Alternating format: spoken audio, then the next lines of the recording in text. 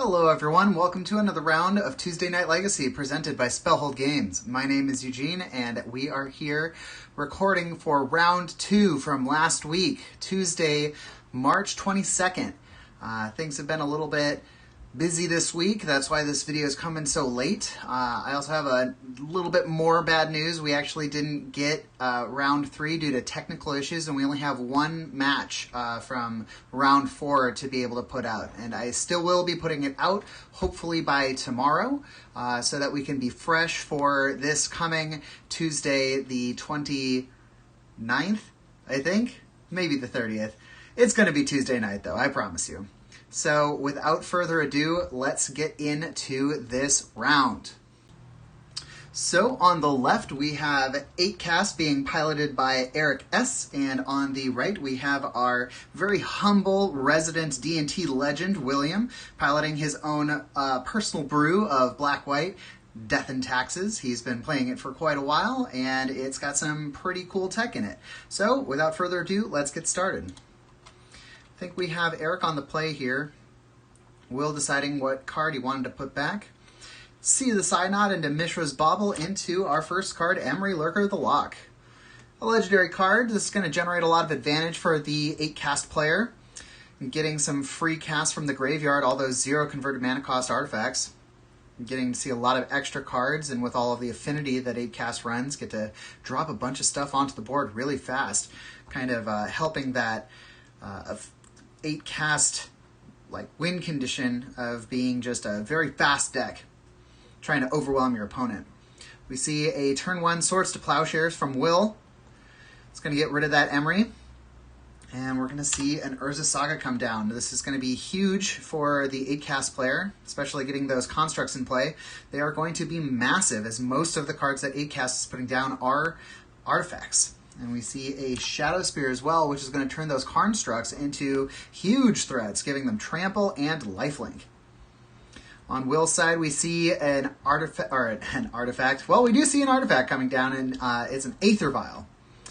Then a 2-mana Thalia, Guardian of Thraben. This is, of course, one of the main staples of the Death and Taxes deck.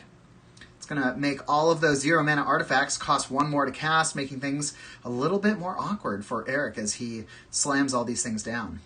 You see that he did go for both constructs off of the Urza Saga and got an Aether Spellbomb. So this can bounce a creature, I think. I don't think he actually ends up using it this game, so I did not highlight it. I apologize for that. See another Emery come down. Going to tap to make mana for that Mox Opal, but William points out that, oh, in fact, the Thalia is going to be needing that tax to get that Opal down, so Thalia doing her job, stopping that equipment of the Shadow Spear from going on. Constructs are still huge, though. 1, 2, 3, 4, 5, 6, 7. Still 7 7s. 2 mana for Asera Avenger. 3/3 Flying Vigilance. We don't see this card a lot in the DnT list anymore, but William swears by it, and I know because I have personally lost to that card several times during these Tuesday Night Legacies. See a Chalice come down on 1. Everything now that is converted mana cost 1 gets countered. Just another artifact to kind of come down and make those constructs even bigger. Staring down 8/8 constructs. We are in the attack phase. William kind of deciding what to do here. Decides to bin that Sarah Avenger and let the other one go through because he had another Sarah Avenger in hand.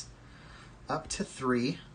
See what he can do here. These constructs don't have trample yet, but as soon as Eric is going to equip that Shadow Spear, it's going to be pretty game over, since William's already at 3 and going down to 2 for this fetch land. See just another basic Plains. Decide to attack for 3 in the air. That Vigilance being awesome. I mean, this guy is good for beats, and also being able to just be up for blocks as well. Vigilance is a fun mechanic. We don't see that a lot. All right, a Recruiter, the Guard. Going to go and get a Flicker Wisp. Flicker Wisp, a very good card for being able to deal with tokens. I'm going to attack with those 2 big boys. I think they're 9/9s now. 2, 4, 6, 8, 9. Yes, indeed. So the activation of the vial. Oh, so we're going to do double blocks here. I think this is William playing around potential stifle effects. And so they are considered blocked. Then we see the Thalia bounce back to hand with Caracas and the activation of the Aether Vial with the Flicker Wisp. And is actually going to flicker the Recruiter of the Guard, which is going to get him another Flicker Wisp. Although we see in the second main phase here, Flicker Wisp being able to exile anything, return at the end of turn. But the Kappa Cannoneer coming down from Eric. Just a huge powerhouse, can't be blocked most of the time, so William actually conceded to it for game 2. Not to waste any time. Going into game 2 here, see an Aether Vial and a Pithing Needle come down. I didn't actually catch the audio of this video, but I believe that Pithing Needle names Wasteland here. As it is never, the Aether Vial does get activated here, and so does Rishadenport. Could have been Stoneforge Mystic too, not entirely certain. Now this is a fun effect. We see William tapping down that Urza Saga to deny one of the constructs. Tries to go for another one, but unfortunately the mana has already been floated, the construct created. And we're going to see a Stoneforge Mystic activation. Or rather an Aether Vial activation, getting that Stoneforge Mystic into the Cauldron Complete. This is going to deal with constructs pretty well, being indestructible itself. And so now this puts a very real clock on Eric, as he has not slapped down that Kappa Cannoneer yet. And actually only has access to one blue source at the moment, which is the Mox Opal. Another Emery filling the yard. See 2 mana for the Stoneforge Mystic. Yeah, the Pithing Needle must be on Wasteland. That's all I can figure. Coming down 3 more turns from that Germ token is all Eric's going to get, unless he can bounce the Germ token somehow. Because bouncing the Cauldron Complete is not very effective with the Stoneforge Mystic still in play. You see Eric counting up his artifacts here, so he's going to throw down a Thought Monitor, kind of like a Thought Cast on a creature. As long as you have enough artifacts in play, it costs a lot less to cast, getting to draw 2 cards when it enters the battlefield. And this is a fun little interaction. Sacking the Lotus Petal, activating Emery, and then sacking the Lotus Petal again, and casting it for 0 out of the grave. It's going to get a Kappa Cannoneer into play. But with Eric already being at 9 and William being so far ahead on life, this actually might just win the race here. The Sarah Avenger killing the Thought Monitor, returning Emery to the hand, taking the 5 from the Germ. No reason to block that. So all the way down to 4. Down to 2 with the Ancient Tomb. But we do see an activation, a discard for the channel ability of Otawara, bouncing that Germ out of play, so it is no longer around. Would go back to hand, but tokens no longer exist once they exit the battlefield. But that Sarah Avenger representing a very real threat that Eric was not able to deal with, and so that 3/3 flying beater took that game too. So here we are into game 3. Nothing from Eric on turn 1. That's very interesting. Going to turn 2, we see the Urza's Saga come down. It's going to generate him a lot of value. William has been able to get down a turn 1 Aether Vial, I think all 3 games. Maybe it was turn 2 on game 1. I'm not sure. All right, here's some stuff coming down here. We see Lotus Petal, Mishra's Bauble, Mox Opal into a Thought Cast. So Eric representing 2 mana here that's still available, so he will be able to make a construct if he so chooses. William with that Caracas still. All right, we're going to see him slap down Deafening Silence. Maybe just 1 turn too short. It would have been great last turn, but I think this is the card that he drew for the turn. So this is going to interact and disrupt a lot of being able to just slap down zero cast artifacts one right after another for Eric, trying to slow down his game plan a little bit. So we do see him go for that construct. The Stoneforge Mystic, of course, going and getting the Cauldron complete once again, representing a very large and real threat. Much better than Batterskull. I think most DnT lists have actually abandoned Batterskull, even with all of that life gain, just because Cauldron is so much faster, so much harder to deal with. The top end of the equipment is just, there's uncomparable.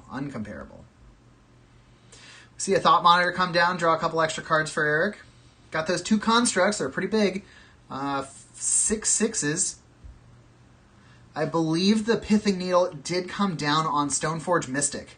So Cauldron stranded in hand for now. We see all sorts of gas in William's hand there. There's Flicker Wisp, there's the Cauldron, Stoneforge, or not a Stoneforge, but a Swords of Plowshares. Has the Skyclave Apparition, and even a Council's Judgment. So he has 2 ways to deal with that Pithing Needle. All sorts of different things. So, swords to the construct, gain 6 life. Gonna get rid of the one that was untapped, just in case he wants to attack with the Stoneforge. Probably not, though. Attacking into a 2/2, Thought Monitor, not too good. Decides to get rid of the Karakas and play the other Karakas out of his hand. Accidentally puts down Council's Judgment. Decides, no, I wanted to play the Skyclave Apparition, which exiles a permanent for CMC or less. So it completely gets rid of that Pithing Needle. But if the Apparition dies, you might get a 1/1 for his trouble. 3 activation. Going to Flicker Wisp the construct. I'm not entirely certain why the Thought Monitor died.